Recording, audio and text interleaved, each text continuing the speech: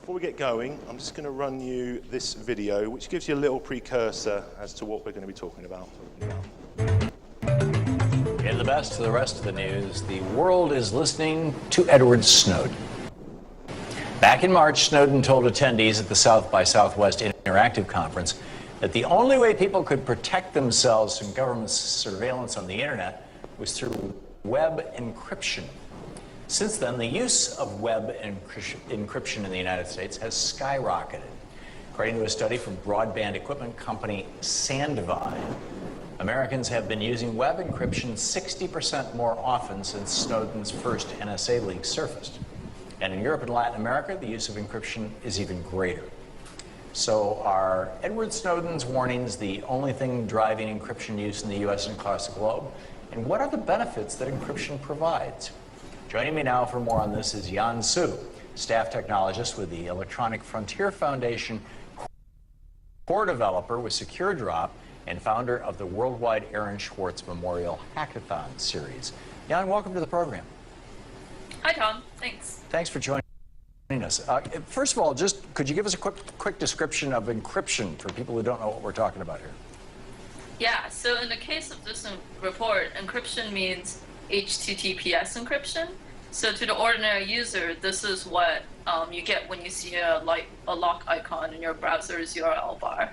And you can force that just by putting an S at the end of any web address, can you not? Put an S after the HTTP? You can only do that if the website was set up to support HTTPS. And many websites still are not. So they'd have to have an encryption certificate from and the capability to do that. That's right. Another form of encryption, I believe, is VPN, Virtual Private Network. Do I have that right? That's not a form of encryption by itself, but VPN connections are often encrypted. And so they're often, yeah. So that's often. I mean, you know, you see ads for VPN services and things. What should somebody do if they want to increase the probability that their web browsing or whatever is not so visible to the NSA, or not even necessarily the NSA? It could be, you know, the security service of the Bahamas. I don't, you know, whatever. Or B, that it's not so obvious or evident to companies that might be tracking them, that they'd really rather didn't want to have throwing ads at them whenever they go anywhere, and suddenly up pops an ad that's embarrassing. Right. So something that's very useful is a browser extension for Chrome and Firefox users that EFF has created called HTTPS Everywhere. And this extension basically just adds the S into the URL bar whenever it can, so that you don't have to always type in the S manually. And this increases your use of encryption on thousands and tens, well, actually now tens of thousands of websites. Oh, that's yeah, so users who are concerned about anonymity and people finding their real IP addresses can use a proxy, or they can use the Tor browser bundle, which has a decent way of sending your traffic through random circuits so that you are harder to track and de-anonymize. And of course, using a VPN is also often useful. Yeah, I just, you know, when I first started seeing this, and I told the story, I think earlier, maybe it wasn't, maybe we weren't on the air, but about just being tracked across the internet by a really creepy ad as a consequence of some web searching that I'd been doing. That I saw an ad for one of these VPN services, and I signed up, put it on my computer, and I discovered that when I started downloading content, because we do 4 hours of radio and television every day, and so I have to move some fairly large files, that when I started downloading content, my local provider, my ISP that I'm paying for, you know, 50 MIPS down, was throttling me at 5 MIPS when they weren't able to figure out who I was talking to. I mean, is that an uncommon experience? I don't know that much about how common it is. I definitely have heard stories of this happening before. Yeah. But if all you want to do is block advertisers from tracking you, then you can install an ad blocker browser extension. So EFF has actually created one recently called Privacy Badger, which blocks the third-party tracking cookies that advertisers commonly use to determine your identity and which websites you're visiting. So you actually don't need a VPN for that. Yeah. So you don't need the VPN. So what website do you go to find these things? So the examples I gave, HTTPS Everywhere and Privacy Badger, those are both made by EFF. So you can download them from HTTPS www.eff.org. EFF. That's great. And do you think that there are other reasons for the surge in encryption beyond the NSA leaks? 20 seconds we have left. Well, so we've seen the use of HTTPS encryption rising even before the NSA leaks. I think several years ago, it was basically just Google and Facebook and some other like banking sites that had HTTPS support. But over the years, as the cost of HTTPS goes down for websites, more and more people have just naturally started to adopt it. And I think with the Snowden disclosures, the public started to put more pressure on people are getting serious about it, yeah. Jiansu, thank you so much for being with us tonight. Thanks. There you go, a beginner's guide to interviewing senior people from the EFF by Russia Today. Right, back after this. Is it going to work?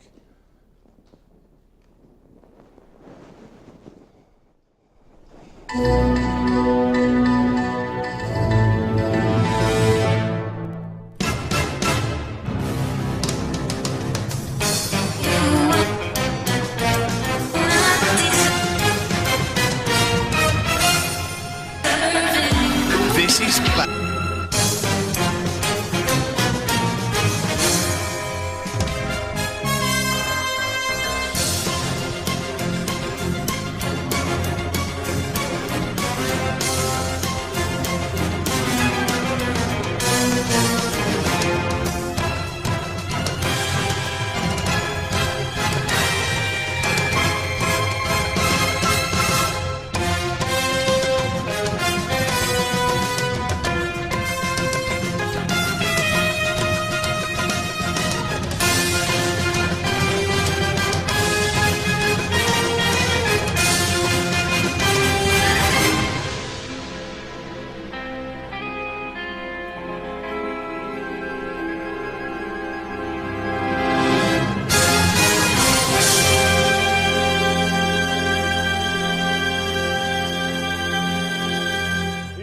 Thank you very much. Good morning. Whew. I might put that on our Twitter later so you can have it without the interruption from My Chemical Romance or whoever that was. Well, thank you very much for attending. Second talk of 44Con, my first talk here. Absolutely delighted to be here. Thank you very much for joining me. So today, we're going to be talking about the top 5 media fails. Here, at Dan Raywood, if you want to tweet me during this and tell me whether you like it or not, or come visit me afterwards. So, who am I? I am IT Security Guru. That is the website I work for. I've been here for just about a year and delighted to be working with 44Con. These are some of the places that I've worked. One of those probably very knowledgeable to most of you. I'm sure you love print and promotion. I worked there for 4.5 years and wrote about all sorts of things about garment decoration. It was a wonderful thing. I've been in journalism for 14 years. It will be 14 years in January. I marked 6 years in IT security journalism, actually on Monday. Obviously, I spent 5 years at SC Magazine, for those of you who think you might have heard of me before, hopefully following me now. So, let's talk a little bit about what I'm going to be talking about. The concept today is going to be about the top 5 media fails. What I want to talk about is how the media is struggling to report IT security stories very clearly. And I guess what I'm trying to investigate is maybe like the death of journalism, why the press is in a bad place where you can't get a paper without being stung. And we've got situations now where people don't trust the press. Phone hacking, Leveson, massive stories. I'm sure, I don't know how many people here from outside of the UK. No, 5. Well, there's a few treats for you guys then. And yeah, you might not have heard about this, but the press would you go to a journalist now with a story? I've been having a conversation out in the hall, just where our table is. A guy said he went to a news website with details of a major vulnerability application exploit, I believe, and they didn't get it right. And why did that happen? Someone comes to me with a story, I'm hopefully going to get it right. That's kind of what I'm trying to do for a living. And I guess what I want to talk about this is look at how papers are now mostly on websites. When's the last time one of you bought a newspaper, a physical newspaper? I buy one a week, I'll be honest. It's Saturdays, and it takes me most of the week to read it because it's enormous. You see websites putting paywalls up because there's not a lot of money around anymore. They've got to find a way to generate revenue. But the big problem is that because of that financial burden, staff teams aren't getting bigger, and as a result, we don't have large amounts of staff. People are trying to do the same amount of work with fewer people and shorter amounts of time, hence things go a bit wrong. Hence, stories like this apparently are now news. Again, most of you, and I'm going to take into consideration our friends from outside of the UK here. This, obviously, Daily Mail, they get a couple of mentions today. They're quite local to here, actually. They're at High Street, Kensington. So if anyone is in, please make yourself known at some point. We're reporting news about Twitter, which, is that really news? Here, I like Russell Brand. I think he's a really good guy, but I don't really care about who's following him on Twitter. And so we look at stories about celebrity deaths now. I remember when Amy Winehouse died, when Peaches Geldof, sadly, earlier this year died. You read the stories without naming any sites. It's just lists of tweets, Peaches Geldof went through, and it was people like Martin McGuinness, who's the Northern Ireland First Secretary, talking about the death of Peaches Geldof. Part of me thinks why is this happening? And the main thing is people are trying to do too much, and it's in simple ways. Let's get back to doing things properly. So this probably is one for our friends from outside of the UK. Hopefully most of you know the lovely gentleman in the middle. This is the great Piers Morgan, now esteemed judge on Britain's Got Talent, I think, or America's Got Talent, and described recently as looking like Iggle Piggle made of luncheon meat. Anyone gets that reference? Good. I hear a few laughs. That was by Mark Radcliffe, by the way, from Six Music. So that is it. This story, by the way, as you can probably see from the two shots, he was editor of the Daily Mirror. Prior to that was the entertainment editor of the News of the World, and I believe the Sun as well. Left-hand side, I'm going to try the mouse. Yeah, it works. This story here, as you can obviously see what's kind of going on. This was middle of the Abu Ghraib jail crisis, Lindy, England, all of those stories. Am I okay? Am I rustling? You can hear me. I'll just shout really loud. No, I won't do that. This was the story here. Went on. Big investigation went on. As you'll see from the right-hand side, sorry, we were hoaxed. These were hoax pictures. Someone sent these pictures of, I'm not going to go into detail because it's pretty vile, as the headline says, of what happened, but it was hoaxed, and Mr. Morgan here, I'm going to pick his nose for him, he obviously lost his job as a result. He was editor of the Daily Mirror, and his leaving words were, "We print the truth." Well, maybe you did print the truth, Piers, but that wasn't the correct truth. So, we're going to talk today about top 5 media fails. Let's pick our first. Okay. Number 1. There we go. Right. I'm breathing quite heavily into this mic, aren't I? Okay, I'm going to try and just calm down. Right. Number 1. This was the Silk Road takedown and the use of Tor, the onion router. I'm sure some people in this room are very familiar with, hopefully, the Silk Road takedown story and Tor as well. Reason I picked this one out is because this was a situation where the national press wanted to write about the dark web and the underground internet.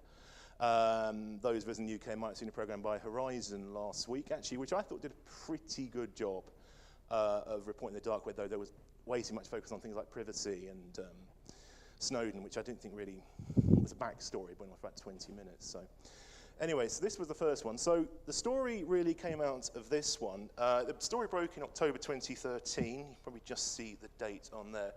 By Brian Krebs. I'm sorry I cut your head off, Brian. I don't think he's here, by the way. But yeah, he did a fantastic job, actually, in reporting this takedown. And also he hosted the legal case. What's the one I'm looking for? Yeah, sort of the summons, that's the one I'm looking for Ross William Albrecht, a.k.a. Dread Pirate Roberts. His actual comment on Twitter was, "My site is melting," because so many people are on it. And Krebs did some great stories, obviously, with Breaking Your Target story, the Adobe story, and the Home Depot one just last week. The reason why I picked this, not because of Krebs, I'm picking this because he actually did a very good job of explaining it, but people going to his website aren't going to be the general public, is people trying to understand Tor. Now, I'm going to get into this in the next few slides about Tor. What I found from reading about Silk Road Takedown Tor was people don't really seem to know how it works, or what they're trying to get out of it. It seems something, oh yeah, I use Tor in the way that, yes, I run a mile every day. Well, great for you, but do you actually know what you're achieving out of it? So the thing I found confusing about Tor is that it's actually owned, or was built, I believe, by the US Navy. Now, since Snowden's revelations, which were June 2013, we've been told, don't trust the USA. No disrespect to those people from outside the US. Make sure you're wearing flags, so I know where everyone's from. That'd be good, wouldn't it? We've been talked about, don't trust the NSA, don't trust the US government. They're all spying on you. They're doing things badly, whatever. No, I love the American. Please let me in next time I go over. But what this led to is stories like this. This came from HelpNet Security. A fake Tor project website delivers malware instead of anonymity. Hackers jumped onto this story, created a fake Tor website. You download what you think is the Tor browser. No, oh, you've got malware. So why did that take so long? This was from August. This was 14 months since the Snowden revelations. Personally, if I was setting up a website, I know there's some people who, maybe took a look at the dark side of life in this room, possibly. Don't do that. But, something you could do is jump on a story and say, well, actually, we can get people to download stuff. I can get people to download the new U2 album by pretending to be an Apple website. Oh, God, the waves of enthusiasm for that one. But the problem is that hackers jump on the bandwagon because people are confused. And why people are confused, in my opinion, is because the press did a very bad job of reporting it. So let's talk about Tor. Do journalists understand Tor? Do they think that putting a slice of red onion in your CD drive, I don't have the CD drive on this computer, by the way, is a way of protecting your computer against viruses? Who knows? Some people might think that because they've read very bad reports. And, do they use it? Do people use it? Do people know how to get it? We've just proven in the last slide that if you go to the wrong place, you're going to end up with malware. You're not going to end up with a Tor browser. Last month, I went to DEF CON in Las Vegas, and ahead of that, any journalists here who have ever been to DEF CON get this email saying, here's 10 steps to privacy and security, like use VPNs, update your antivirus, update your patches, don't talk to that person, don't go and capture the flag with a unpatched XP computer or something like that. Just, it's one of those has probably used Tor, but if I'm being told by news websites that if I go to the wrong Tor website and the black hat people, are not black hat website, black hat hackers, have been able to get their SEO ranking so their dodgy Tor website gets higher than the official Tor website, and poor old Jacob Applebaum can't get his one higher than the bad one, I'm getting it the wrong thing, and I'm walking into DEF CON with not only an unpatched XP machine, but one that's now running malware, so it's not a particularly great thing. But also, we don't know, so much press coverage has been given to Tor. And this is the problem, that over and over again, people would read something that's very badly reported, and they don't really know what's the truth and what isn't. So, I mentioned Jacob. He's a good guy.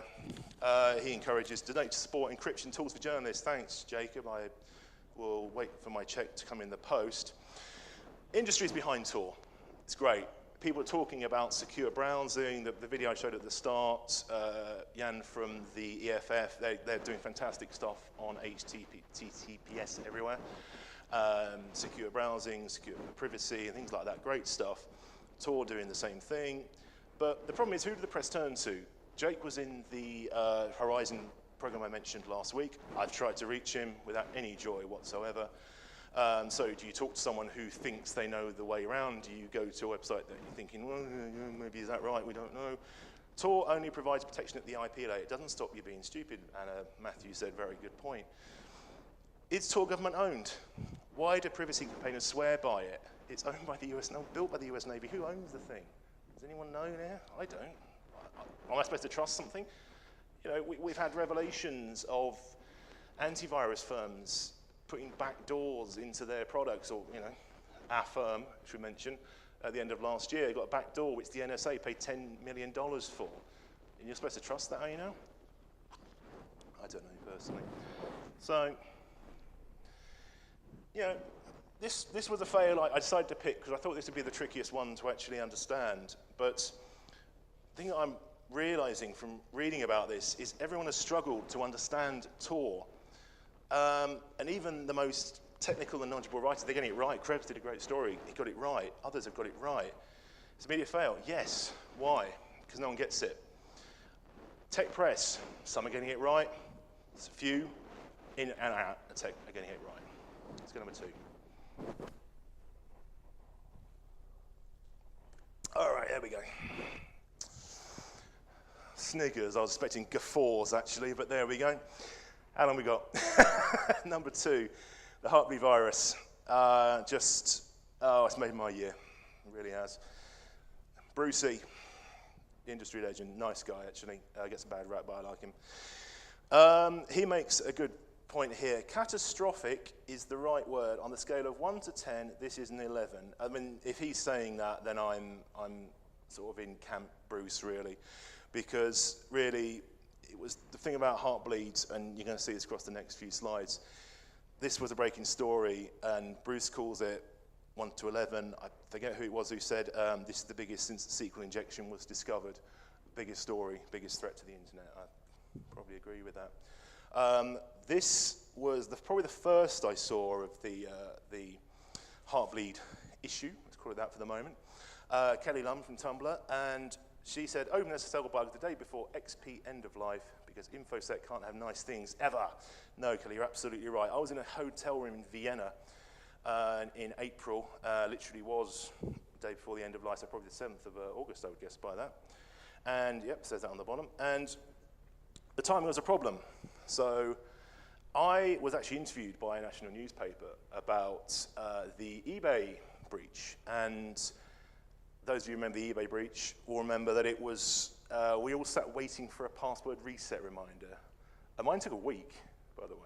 So because I get to write about IT security and talk to cool people when they answer the phone to me, they actually got things right, and they said, this is the problem. Actually, one of them was in this room. His name is Tom Langford, and I would thank you very much for that. He actually said, why are people changing their passwords? Why are people being told to change their passwords when these websites are still vulnerable? Well, this journalist, and I won't say where they were from, they actually said to me, so I've got to change my password because this eBay breach. I was like, yeah, it's advisable. And she said, is it tied into that other password issue recently? I'm saying, do you mean Heartbleed? Oh yeah, I think that's the one. And what about that end of XP? So this journalist is getting 3 big stories from this year, completely mixed up, thinks they're all related to each other. Now, who knows, in the next couple of weeks, who knows, Register might report that they are all related. Who knows, they might be.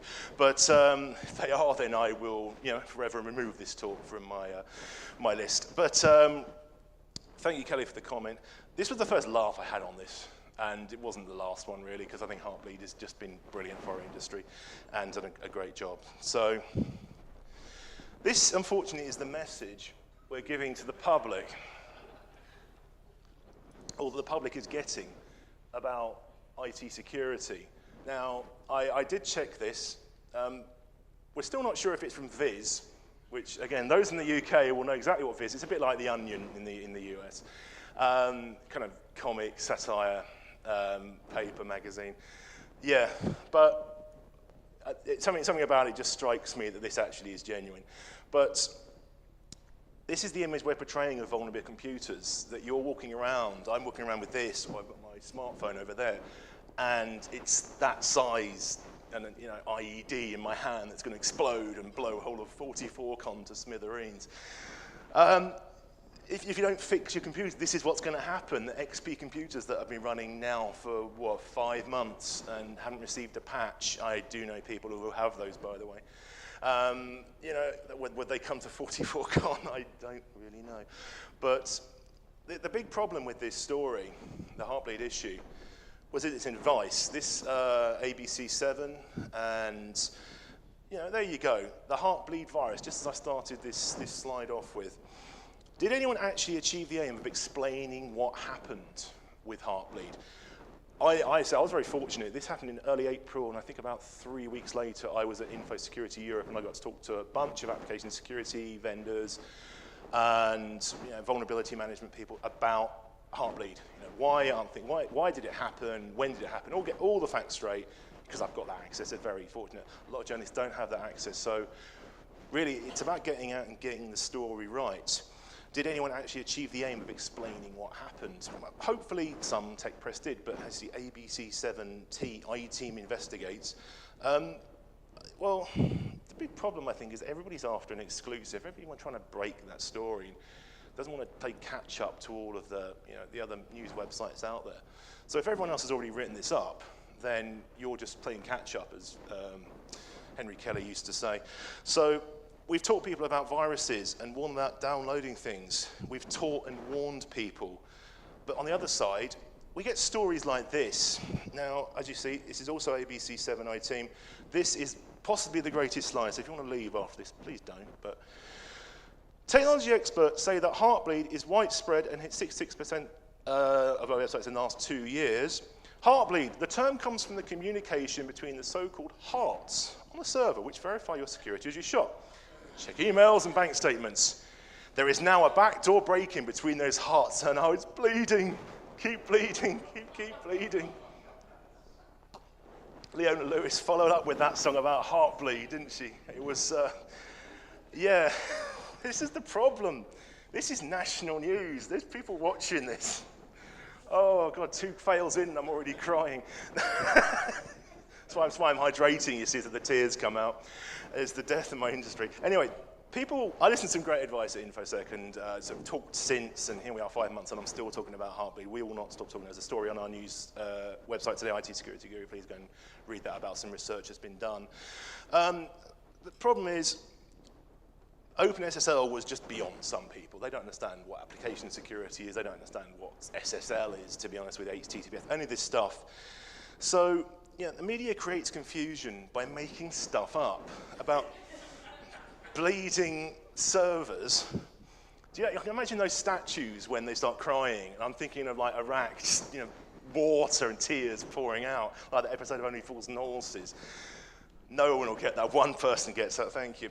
And that's why this advice is so terribly wrong. But on the other side, new issue of Info Security did actually do a very good job. So there are some good stories out there about Heartbleed, and you'll find some good stuff. Obviously, some might have been written by me, but I'm not going to stand up here and say that. As well as that, we also saw Codenomicon. Don't think they're here, unfortunately, but they're a great company out of Finland, did the research, and they're still cashing in on it as far as I last saw. Linux Foundation came together. They said, we're going to try and fix this thing. Lots of vendors came together and worked together. I love collaborations. One of my favorite things about this industry is people working together. But this story, and I'm going to cover up Info Security, it was a panic journalism. This was about racing to publish, which led to mistakes, led to talking about bleeding servers and viruses and all this kind of stuff. We're the source of our own undoing in panic journalism. It's all rustling, by the way. You can hear me. Am I moving around? There you go. Should have a mic, shouldn't I? Like Bruce Forsyth. Right, number 3. Right, this is an interesting one. Now, a lot of you might not be so familiar with this because it wasn't actually online for very long. So it was actually a research that came out in about 2011, I think, 2010 or 2011, I forget. There is a journalist in this room, by the way, who actually wrote this article. I'm not going to point him out because secretly he's laughing inside and he doesn't work for that website anymore. So we will have a little chat afterwards where you'll probably tell me off. But I didn't run this one, actually. The story was, we'll get on to what the story was. It was a hoax research. I didn't write it because I was too busy. That's my defense. It's a great slide. I'm sure most of you have seen this. So this was the actual piece of research. I'll let you laugh amongst yourself, but I have a little drink. This was actually genuine. I got this from a cached version of the Telegraph, and also this one on the lower right here. This is obviously from CNN. Are users of other web browsers smarter than the people who use IE? A new survey, 100,000 participants were given an IQ test while monitoring which browser they used to take the test. The Telegraph reported, I noticed I've actually not named the journalist off there, that wasn't deliberate. Users of the most popular web browser, IE, tend to have lower than average IQ, according to a survey.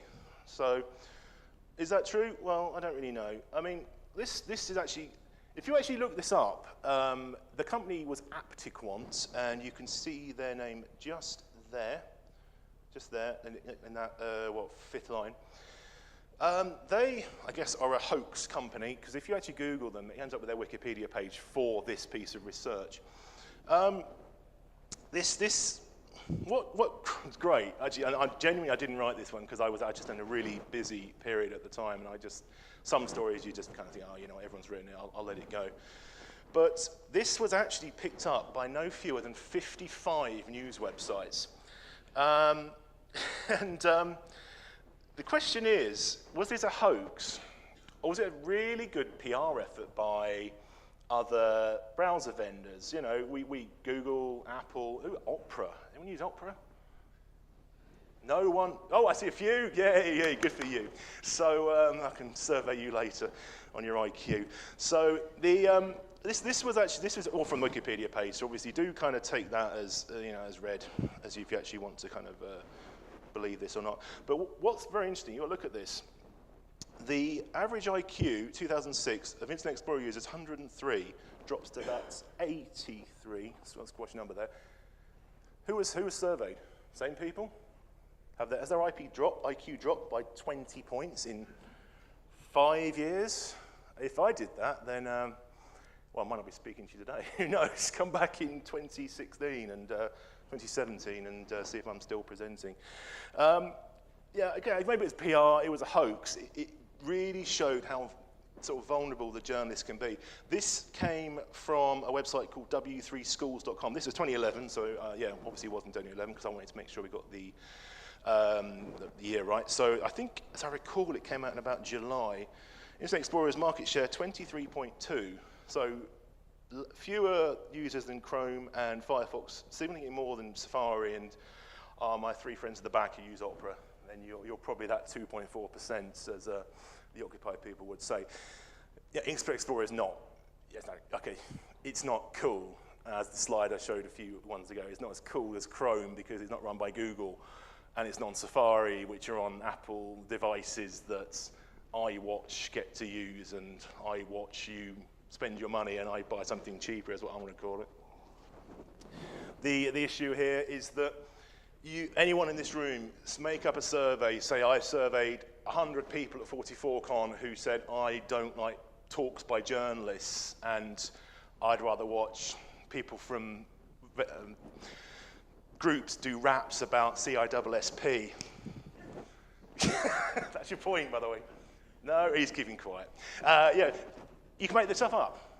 You know, send it out to the journalists. See how many of them write it. Don't send it to me, because obviously I'll be too wise to spot it. So, number 3. So let's go to number 4. By the way, I went in Las Vegas a month ago. This is the closest I ever got to a roulette wheel. And you see, it was from a GIF. I attempted to film one, but decided not to. So there we go. Number 4. It's been in Las Vegas. Yeah, month old now, just-ish, maybe a little more than a month. This was a late edition. I dropped another one because this was just too good to miss.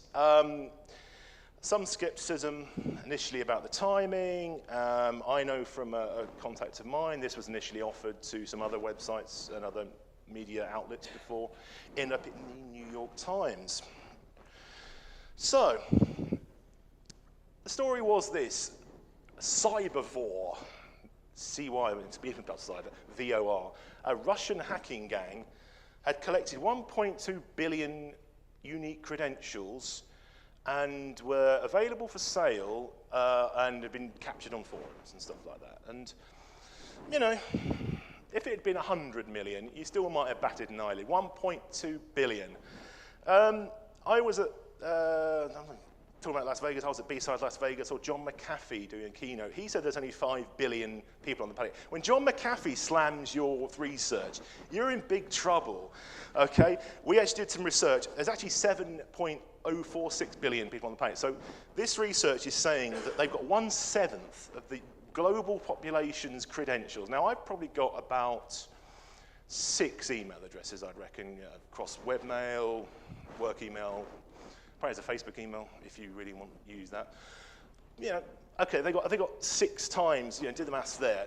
They've got 6 times people. They're going to be 6 Dan Raywoods in that research. I don't know, 1.2 uniques. They did say unique credentials. It just seems unrealistic that you could have that amount of actual detail. So this research was done by a company called Hold Security. The main head honcho there is a guy called Alex Holden. Now, the story got lots of press traction, I won't lie. We did cover it. I thought it was significant enough to blog about. And, you know, it made the national press around the world. Then Mr. Holden did something very strange. He tried to commercialize his research. And he said that you can, for $10 a month, or one full payment of $120 a year, we are charging this symbolical fee to recover our expense and verify the domain or website ownership. Yeah, in other words, pay that money and we'll tell you if you're on the list. You can't go on to having your own Troy Hunt's great website and look yourself up and find yourself you're on it. No, you've got to pay him this money because he's got to recover his expenses, probably so he can not go to conferences and support them and stick up for himself. He said he can say he's furious, that's what I heard, and I think that's the next slide, that he was absolutely furious. Now, Bruce, again, good old Bruce, he said, the hype is pretty high over this, and he said here, single-handedly trying to create a panic and then profiting off that panic. And this one from the bottom one is from jsonline.com. I'll tell you, your stuff has been stolen. It makes me really suspicious, says David from Securosis. The whole thing leaves a bad taste in my mouth. The fact that this was kind of knocked down pretty much straight afterwards does really raise some questions. We've seen other reports, things like APT1 by Mandian. Great piece of research, I thought. Still people talking about it to this day. This was nearly 2 years ago. And still people talking about it. And Perv did a great thing on antivirus is dead. Still people talking about it. You know, they based it on stuff, the questionable research tactics, but they went out to the industry and they said, you know, this is what we've researched, this is what we've tried to achieve. With this was in a matter of days, this was being knocked down again. And what sort of struck me was, well, if people, and again, I know I'm in Camp Bruce for today, for this time I'm in this lectern, I am in Camp Shania. The problem is that if senior people and cryptographers are saying that your research is rubbish, then people are going to listen to that, hopefully. We talked earlier on about, you talk to the wrong people, they'll give you bad stories, they'll give you bad advice. If senior people are saying this about your research, you're in big trouble, my friend. So, really, I just think it's a real shame that this happened. So, one thing I do recommend you read is a website called youarenotpayingattention.com. This actually really broke down the research in a very, very good way. But what the 1.2 cybervore hold, and there's got to be a greater, we'll call it the 1.2 billion unique credentials, got to be a better term we can create for that. Shows how you can quickly write a story without researching it and checking your own facts. We talked before about the Aptiquant IE story. The situation there was someone hoaxed the press with a silly piece of research that 55 news websites picked up. With this one, it's a badly spun PR effort in retrospect. He had a piece of research. He shopped around the different media outlets, went to the New York Times, they got the exclusive. And he ended up trying to spin it for his own commercial gain. And just our industry's too wise to this. People are wise to vendor tactics and just trying to catch things out, really. So basically, the research is great. I love independent research, but this wasn't a good piece of research. This was a report that was well packaged and well presented, but it wasn't legitimate. And the big problem we have here as the press is it was bad PR, which tried to sell to users who don't need that solution. I don't care if I'm on it. If it is using my old Hotmail address that I used in 1999, so what? I'm not going to check that anymore. So I don't need it. You guys don't need it. Your customers don't need it. Your staff don't need it. Don't take the word of a vendor or a PR. Great people in PR, great people in vendors, not going to knock anyone who does that, but journalists should be questioning everything. Let's go number 5. Ooh. Dying to get that one out. Number 5. The internet's being cut off. Ah. Isn't it? Yes, Sky News. Oh, I love you lot. It's like watching Anchorman sometimes, isn't it? Sky News, we've seen this over and over again. Cyber attack to hit in the next 2 weeks. We've seen it recently with game overs use, goes use, we'll call it for the duration of this talk. DNS changer from a couple of years ago. This is another one that's really annoyed me, and I guess writing these slides just was great because it was a little release for me. But one of the things we do as an industry, I said earlier on, collaboration, people working together to try and achieve things. And what we've got here is people working together. National Crime Agency, FBI, Get Safe Online, a number of vendors all came together, take down the domain, and they hold the domain of game overuse for 2 weeks, stop people getting infected by CryptoLocker, and in 2 weeks' time, you've got 2 weeks to clean up your servers, your PCs, users, corporates, it affects everybody. And then we're going, no, let's spin it. So in 2 weeks' time, the world's going to turn on fire. Here's a couple of more and you see, so it's not just Sky, MSN and News Talk. Someone really think I'm going to have a grudge against America here. I really don't. I love America. We have American sweets on our stand. Come and see us. I love people working together, as I said, but it's one of the best things we do. But the way we report it just leaves something to be desired. We're making up news headlines. Why? Because we don't like good news. We like bad news. We like cyber attacks going to hit in 2 weeks. We like the world's coming to an end because people are doing things wrong. It's bad. It's really bad. Oh, wait, who again? Oh, God, it's scaring me around. There was criticism of the press actually reporting DNS Changer a couple of years ago. There were too many claims that we were saying the internet's being shut off. With DNS Changer, it was those infected would be cut off from the internet unless you updated it. That's kind of not really true. You had that opportunity to update your computer and update your settings. And with this one, the problem was with goes use, you had a 2-week deadline. It led to unnecessary fear.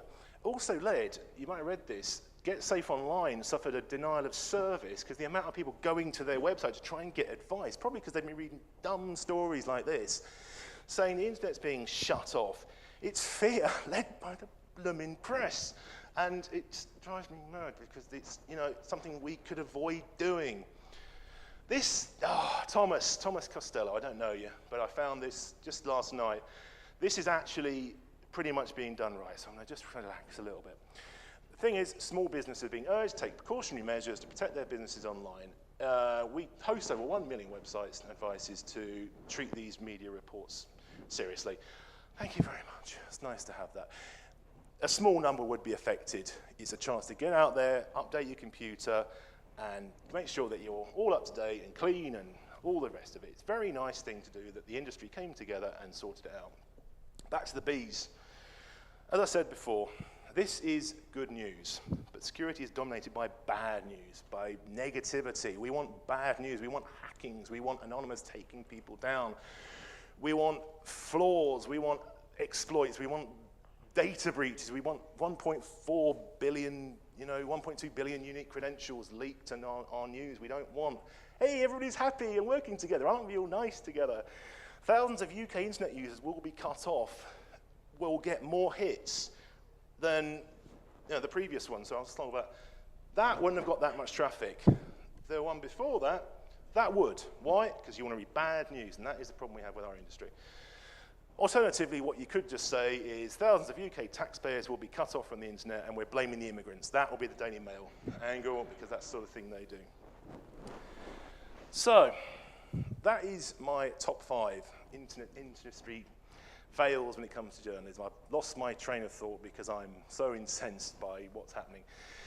Obviously, I'm perfect. I don't get anything wrong. What I do get wrong doesn't tend to stay online very long. I tend to take it down, correct it, take it down. Oh, well, that was completely wrong. But there's some great journalism out there. And in this room, I see some really great people who are working on, great magazines, freelancers, whatever, doing some really good stuff, and they know what's going on, and it's great. They come to things like 44Con and support it. But there's too much focus on the negativity, and that is a real thing that does actually bother me. So, these are tough times, though. When a slide like this, you might have to look at it for a second just to get where the irony is. One laugh, thanks. All right, that was it, okay. This was about the Costa Concordia, obviously, which sank off the coast of Italy. And the American news reported it as a real-life Titanic. Now, having just been to the wonderful city of Belfast, and I'm pretty convinced that the Titanic wasn't real. It wasn't just Kate and Leo saying, I'm the king of the world. There was a bit more to it. These are challenging times, as I said at the top of the talk, for the press. We are not particularly liked anymore because we hack people's phones. We have things like hacked off campaigns, which go out and say, we don't like you, damned press, because you did things badly and you're all going to end up in jail, as some people have done. Also, there's not a huge amount of money in it anymore, and people are expected to do more with fewer people, with fewer resources, and things are scaling down. I've worked across a number of titles. I mentioned them at the third slide or whatever. Some of those titles aren't going anymore. It's a real shame, actually, that some of those magazines don't exist because of just market pressures, really, and that's just the way it is. Journalists want to be paid. They need to be paid for what they do. We're not all Piers Morgan, And this is, I think, the greatest picture.